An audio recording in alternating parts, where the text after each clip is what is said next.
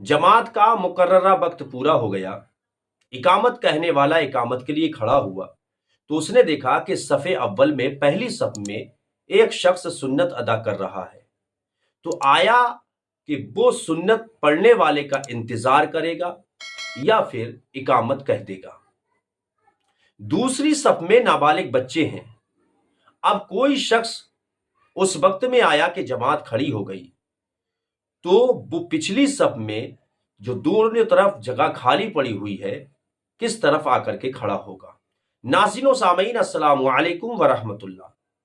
आज एक बार फिर आपकी खिदमत में हाजिर है बहुत ज़रूरी मसले के साथ, और ये मसला हर किसी के लिए ज़रूरी है। आपसे गुजारिश है कि वीडियो को आखिर तक ज़रूर देखें और इस मसले को जानने और समझने की कोशिश करें।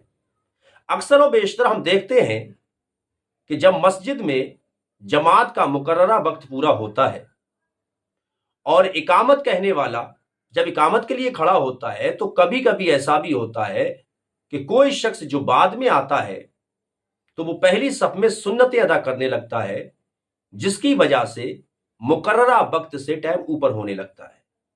फिर वो मुअज्जिन, तकबीर कहने वाला, इकामत कहने वाला उसका इंतजार करता है। तो ये करना चाहिए या नहीं करना चाहिए?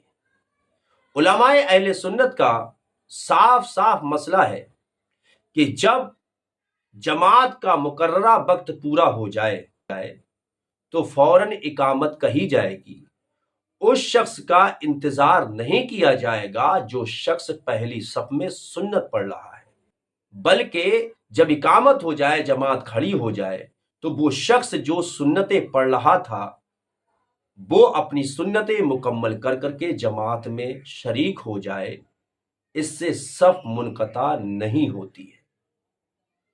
यानी कि मुकर्ररा वक्त जैसे ही जमात का पूरा होगा फौरन ही इकामत कह दी जाएगी।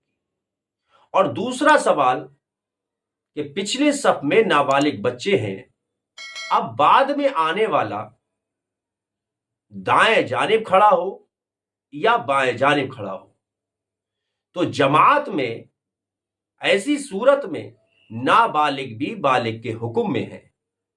तो जिस तरफ जगह ज्यादा खाली हो, यानी दाहिनी तरफ अगर जगह खाली हो तो दाएं तरफ खड़ा हो जाए, और अगर बाएं तरफ जगह खाली है तो बाएं तरफ खड़ा हो जाए, इसलिए कि जमात में नाबालिग भी बालिग के हुक्म में आ जाते हैं।